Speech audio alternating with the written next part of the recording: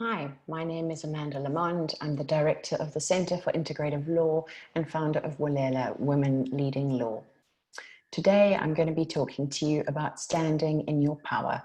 This talk I have prepared specifically for students who are in the mentorship program, which is run by the International Association of Women Judges, the Cape Town Provincial Division, and it's done in association with the DGRU, the Democratic Governance and Rights Unit at UCT. This talk, I actually did a version of it the first time 2 years ago, and it was very well received because power is not something that women talk very easily about, nor do lawyers talk much about power, although we certainly acknowledge it when it's in the room. So without further ado, let's look at our relationship with power. We are living in a fascinating time. So power structures are being challenged left, right, and center.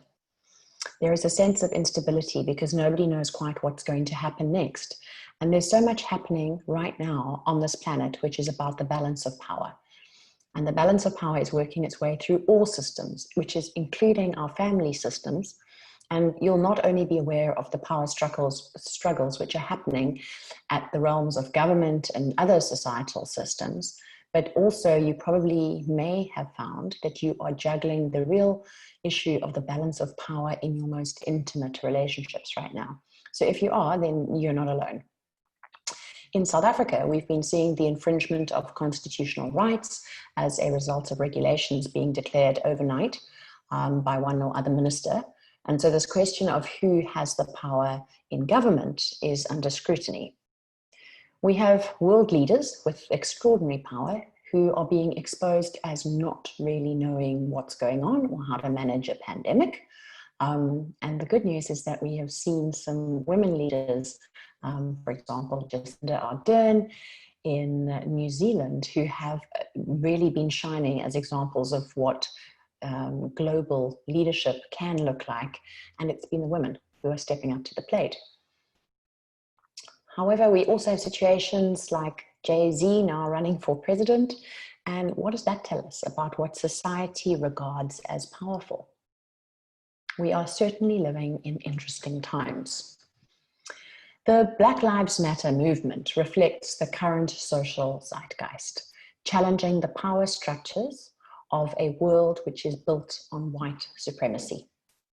The Black Lives Matter Foundation is a global organization in the US, UK, and Canada.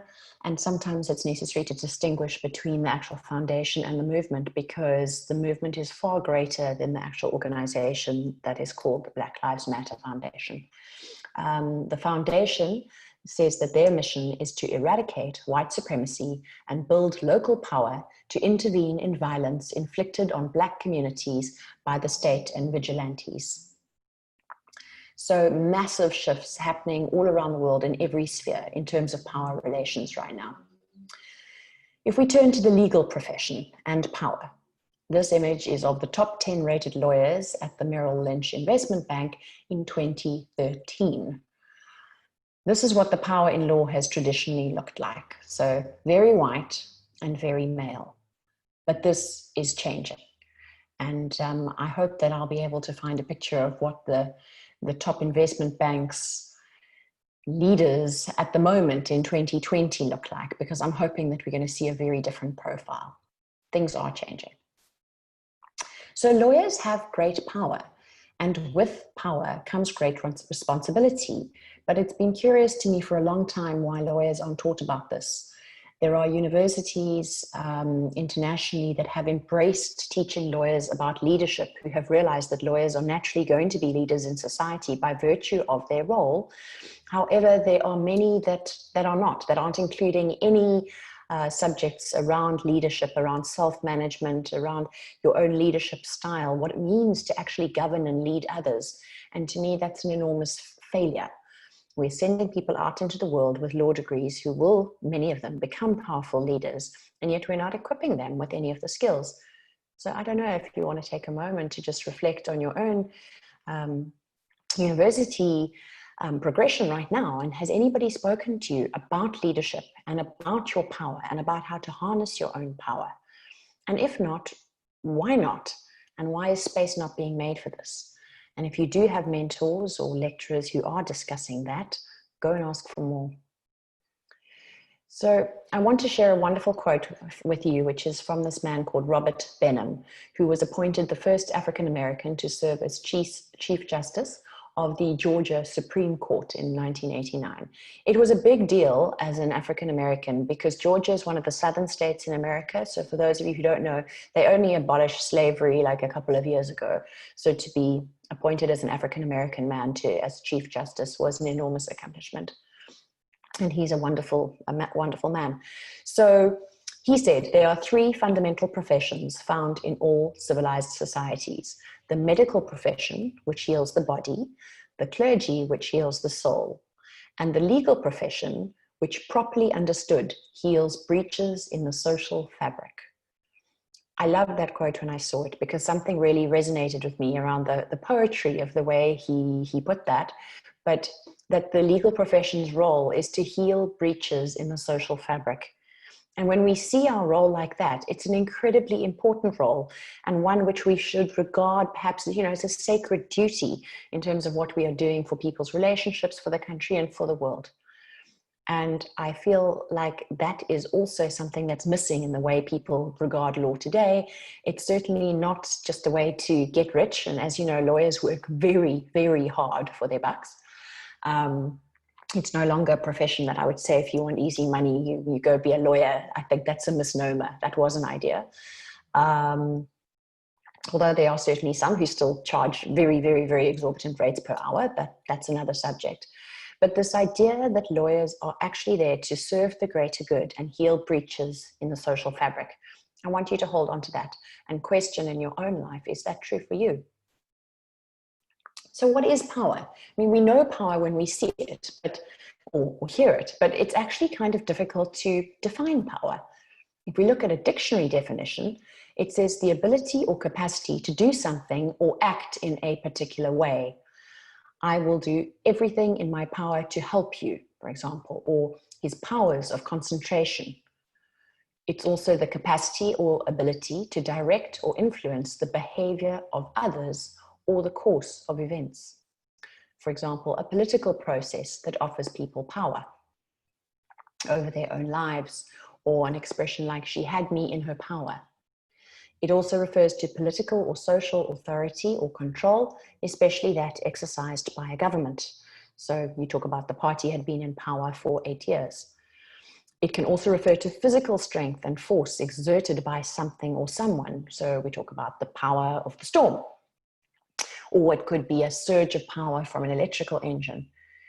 But you may have noticed this word capacity comes up quite a lot.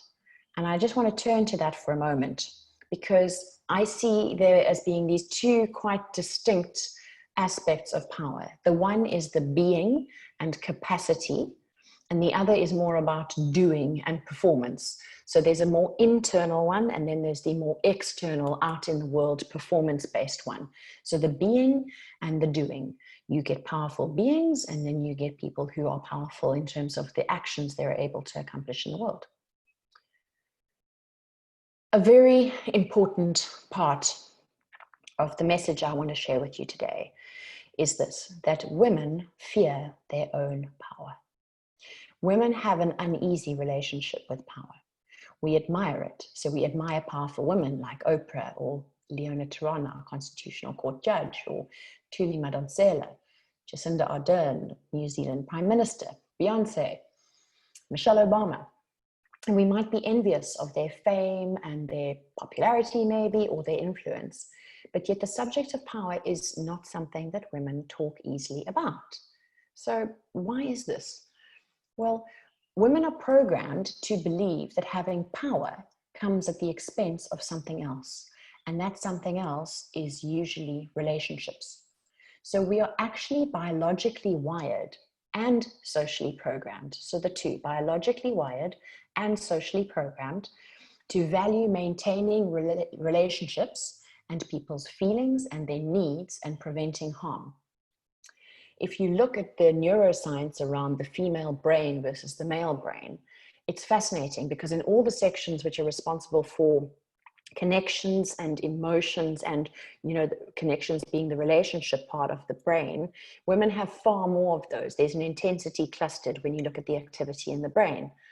And so that's why we're saying that the neuroscience actually shows that women are biologically programmed.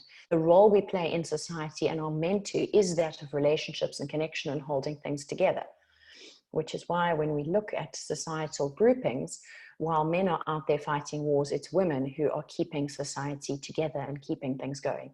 And I think if you're aware of what's going on at this time during the COVID-19 pandemic, we're certainly seeing that there are women who are holding the country together in many ways. So women fear their own power because we fear that stepping into our power will mean that we lose the relationships that we value the most. And we are both biologically wired and culturally and socially programmed to put the relationships first.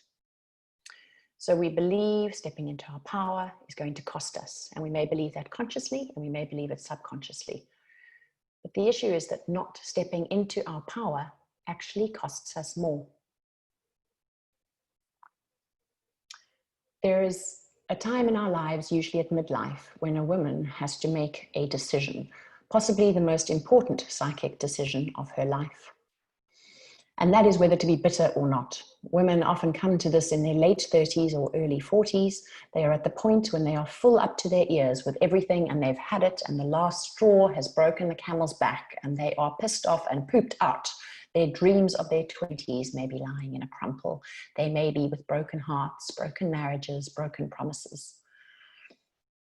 This quote is from Clarissa Pinkola Estes from the book Women Who Run with the Wolves. It is an extraordinary book. I will tell you that it's quite a hard book to read because it is very detailed, and it goes into myth and fairy tale and legend and looks at some of the extraordinary fairy tales and myths that have been passed down along the years, and what they say about women and what's going on in the subconscious. But it is an extraordinary book. So even if you just dip into a few pieces of it, it is the type of book where you'll find that you're highlighting every single page because there's so many quotable bits of it that everything feels important. And it is regarded as, yes, as an extraordinarily powerful, unusual, and life-changing book. So as you'll see here, it's quite often only in their 30s and 40s that women start thinking about their relationship with power and what they've given up to get to where they are, or the paths they didn't take. And so the reason that I'm now starting to work with younger women in their 20s is because I'm saying you can learn from us. You don't need to make all the same mistakes. So understanding your power and figuring out what your power is, and then standing in that power, is possibly the most important psychic decision of your life. If you haven't thought about it enough until this point, I encourage you to do so now.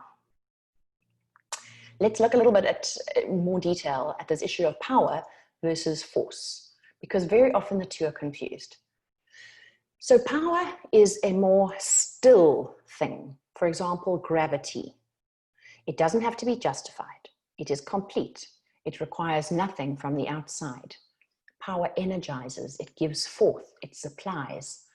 Power is self-evident. So you don't have to explain it.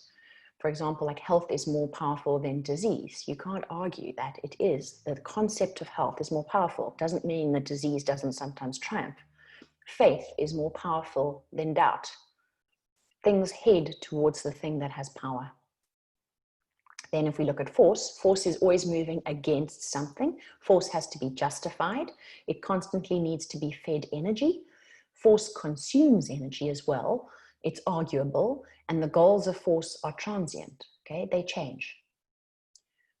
Again, back to power. Power can motivate us endlessly. If our lives are dedicated, as just an example, to enhancing the welfare of everyone we come into contact with, or to serving justice, then we can be motivated by that power our entire lives. So the source of power is associated with meaning. Whereas with force, the goals of force are transient. So I want to get this title or that position. It's just momentary, and then you attain it, and then you're looking for something else. And what happens after we get that? Then, well, we become demotivated or disillusioned very often because we're using force to try and get things.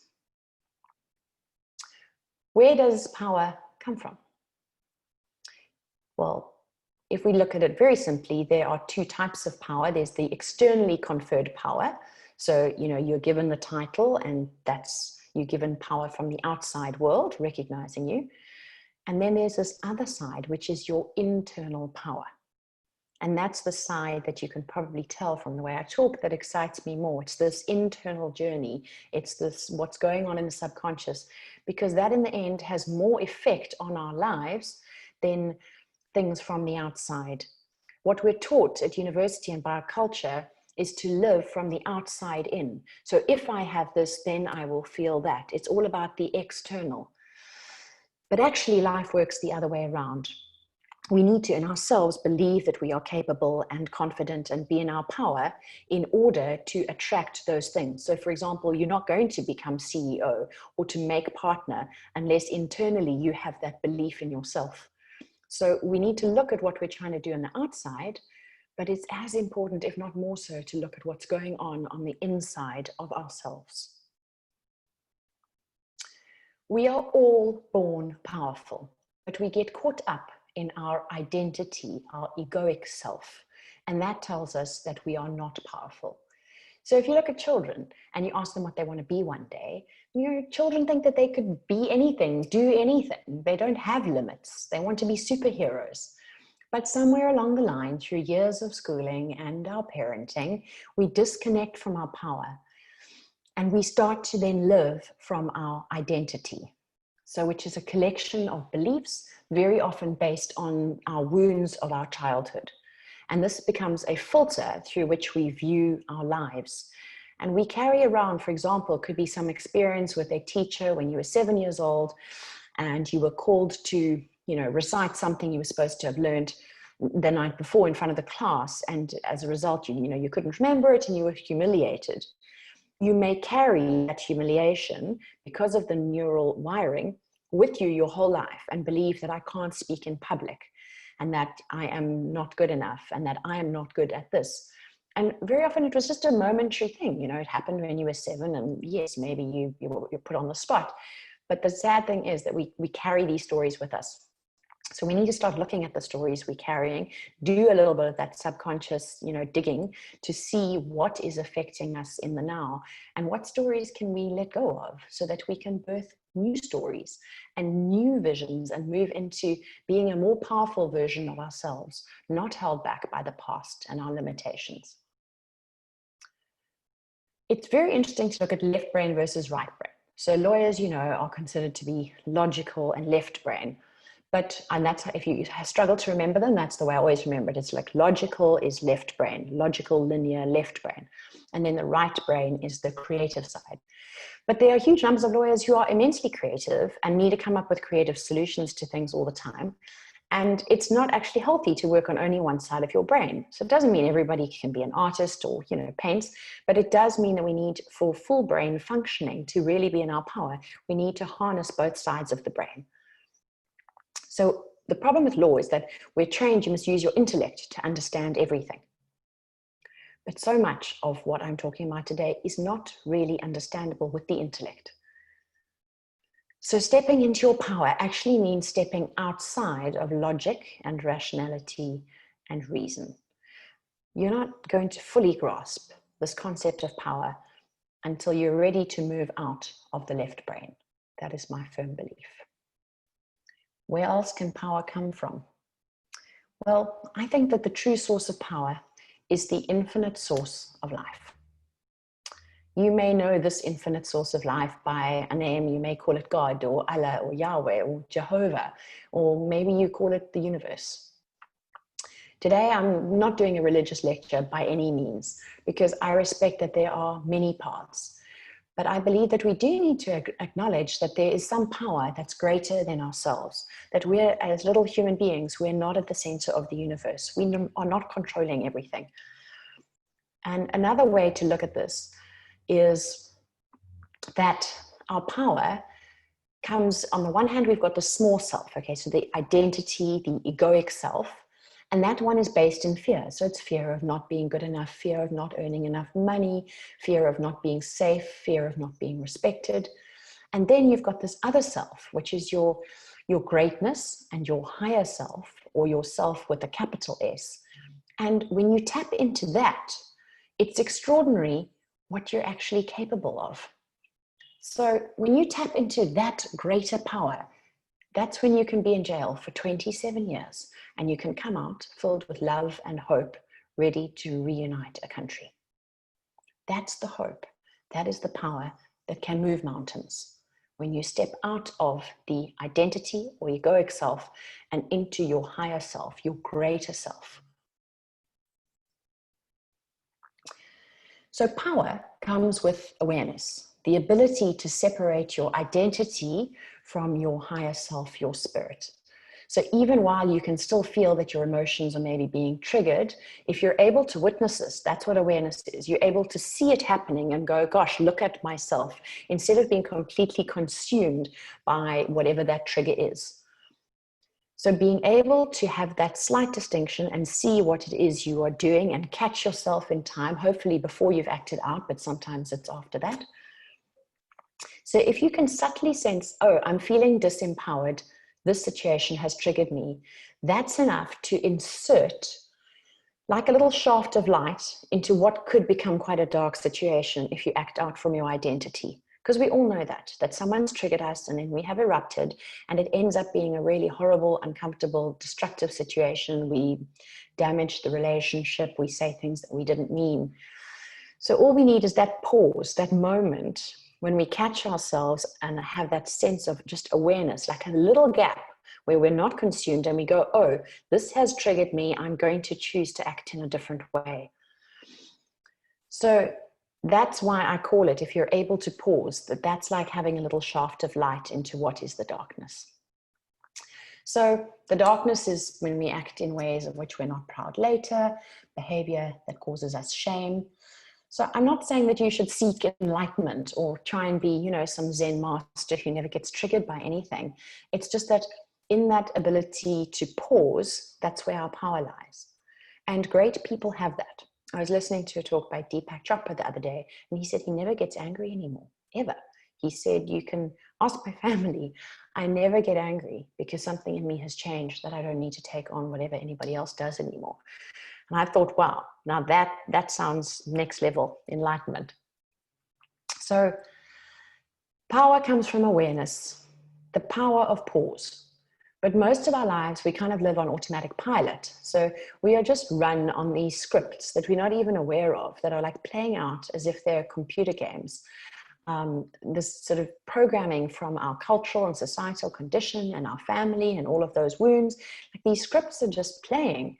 This constantly feeling like I'm not good enough, I need to do more, I have to achieve in order to be loved. There's all this stuff which can drive us to burnout and overwork, and then we're not in our power.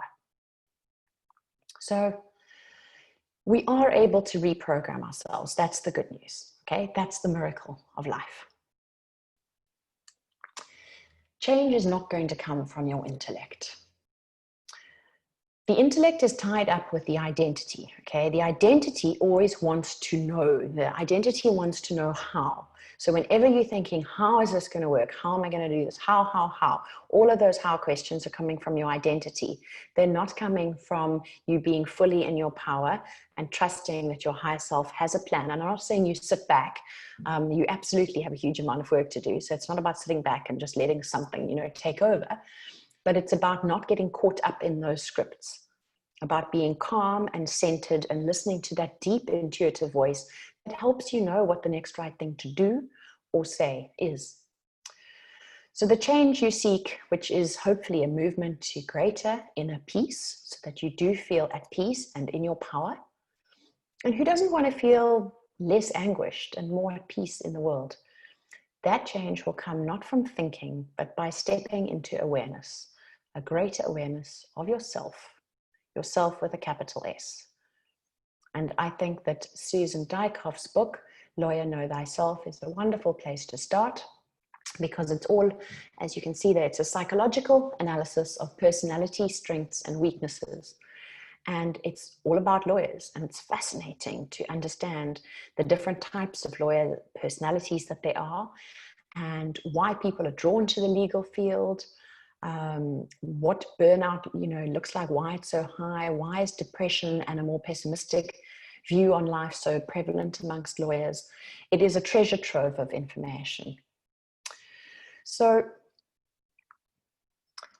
I encourage people to look at themselves not as just the egoic identity self, which is like the wounded version of you. And maybe you had an abusive dad, or you had a bully of a teacher or someone in your life. But think of yourself actually as a being who came here to do important work on this planet.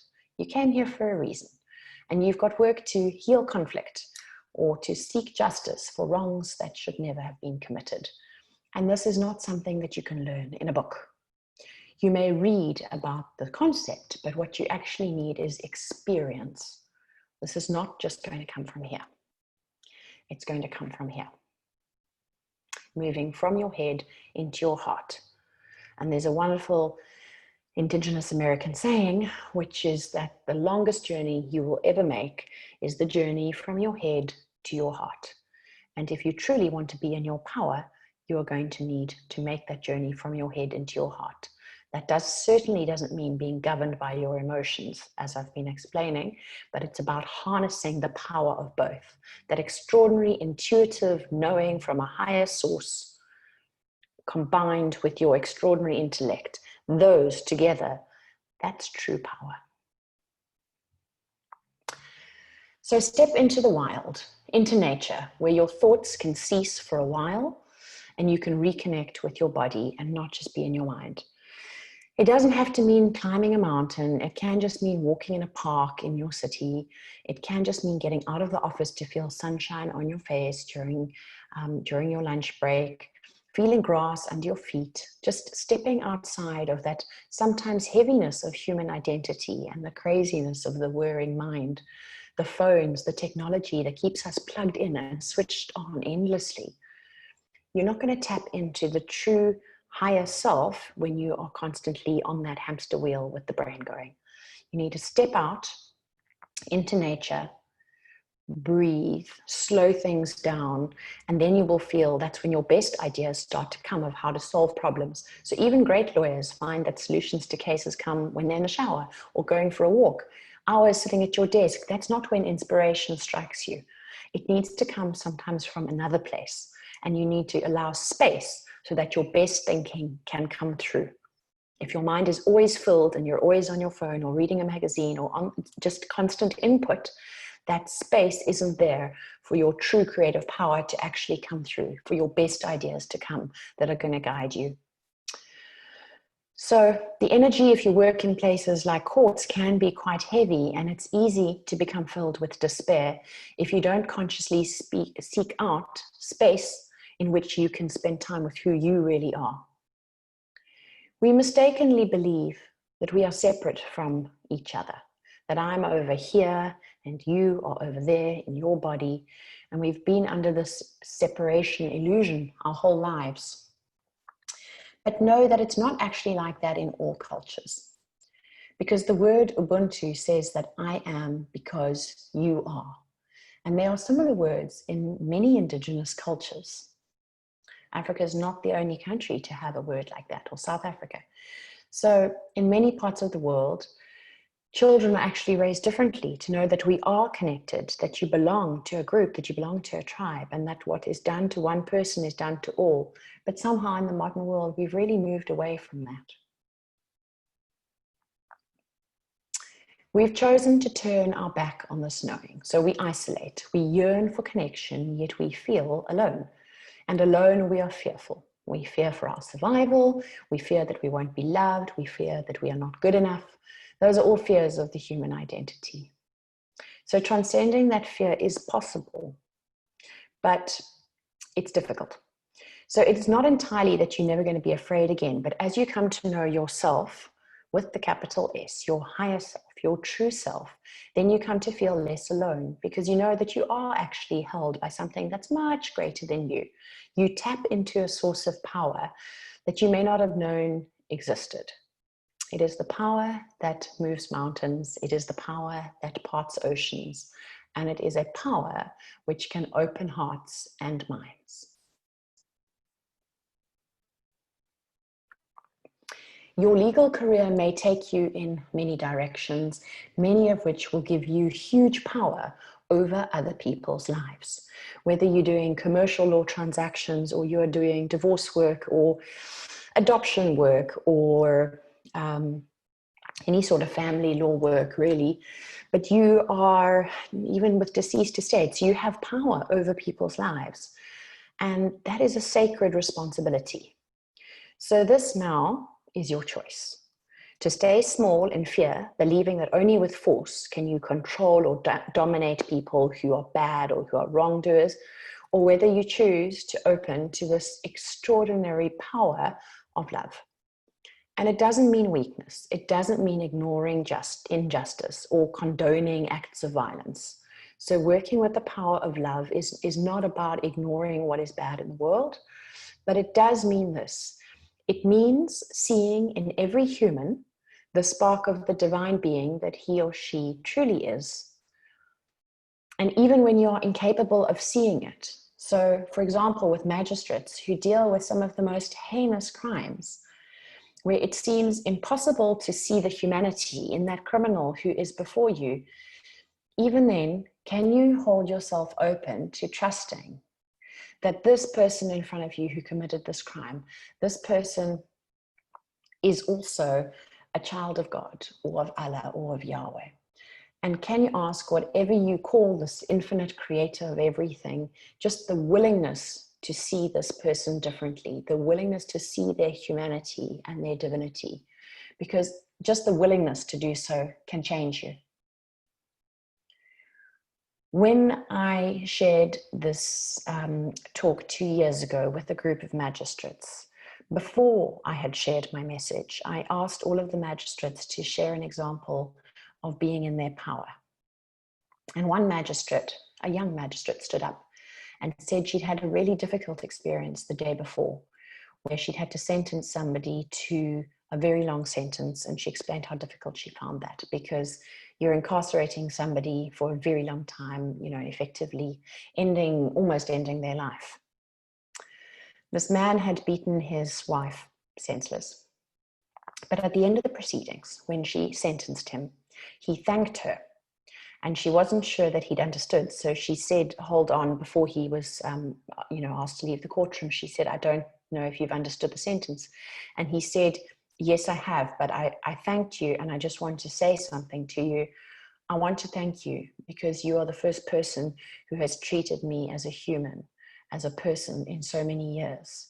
And he said, even through this court case, you saw me and you treated me with respect. And I want to thank you for that. And I understand my sentence.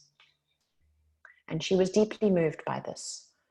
And the extraordinary thing is that the message I was yet to carry in the talk that I'd already prepared was exactly this, was this thing of seeing the humanity and the divinity in the person before you. And so I knew then that I'd been guided to share that, to share the message, and she was guided to share her story, although neither of us knew before that day. So I share that with you to let you know that, as an illustration of the enormous power that lawyers have and the sanctity of this work, and how you need to really look at the responsibility of entering the legal profession and how you need to be in your power to do that work. And as you can see from her story, it's not just about the intellect, it's about being in your heart as well. The picture there is Kimberly Stamatelos, who wrote a book called The Compassionate Lawyer, and I also can't recommend that enough. Kimberly works with high conflict divorce cases and brings an extraordinary amount of heart into her work. She really does understand the holistic approach to law. So you have power beyond your knowing. And what I'm going to say to you today is don't numb out, because you can only access this power if you open yourself. And most of us choose to remain closed. So we close off as a result of fear. We numb ourselves with whatever we've chosen, which is TV or drugs or alcohol or sex or shopping, relationships, social media. So here is your choice. You can remain closed and powerless, or you can risk opening yourself to connect with the source of all power. You do not need to become religious. You don't need to attend church or synagogues or mosque. I mean, you can if you choose, but in the texts of whatever path, if you look at any religious path, any spiritual path, you will see the same lessons that I'm talking to you about here, about opening your heart, opening your mind, and moving out of just this intellect, which wants to make sense of everything, because that's the smaller part of us.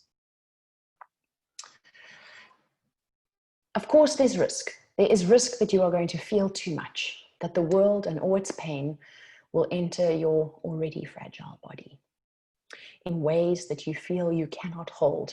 But the alternative is that you stay closed and that you stay fearful. And because you don't allow those emotions to pass through you, then they become stuck in you, like a record that can only play one note again and again, and that is all you will know. So open instead to the symphony that can be yours. The full range of human experience, coursing through your veins and pulsing through your heart, giving you the power you need to open the hearts and minds of others, all those that you will come into contact with during your legal career, to bring healing to the troubled minds that present themselves before you in such pain, in such shame, and in great conflict, both inner and outer. Your ability to see the light in them may be exactly what is needed for them to see the light in themselves, maybe for the first time. You can be a miracle worker. You are in a position to do this. So you have a choice. And today what I'm asking you to do is choose the power of love. Remember times maybe where you have felt powerful, and that can be a very useful way to bring that into your energy. So maybe call to mind a situation, can you think of one now, in which you felt that you were fully in your power, where you felt in touch with that extraordinary power within you. So maybe a situation where you just achieved some desired result, almost as if it, were by miracle, not where you had to force it and spend hours. Can you think of something now? A moment of feeling truly in your power. If you can, I want you to close your eyes and just visualize that moment now. And turn particularly to how it felt on the inside. How did that feel in your body? Where did you feel the power in your body? So think about the situation. Hold it. And if you can't, maybe later you can come back to this.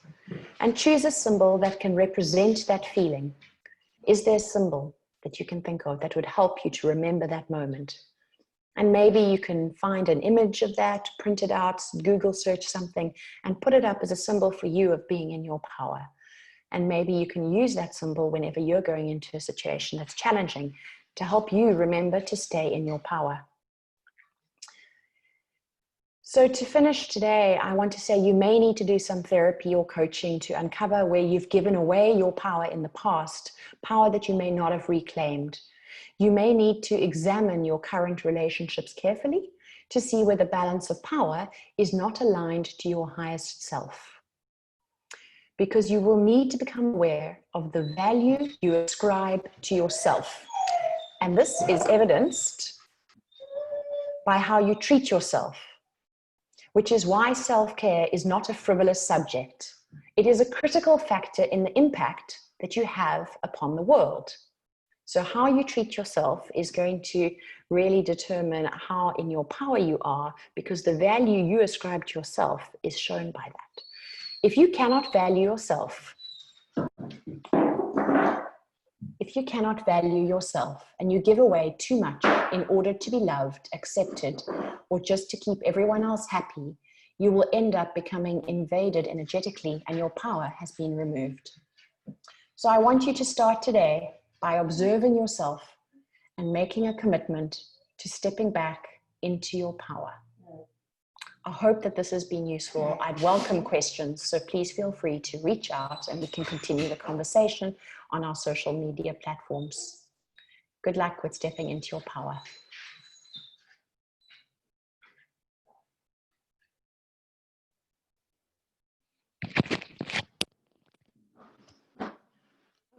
heavens. Out, out.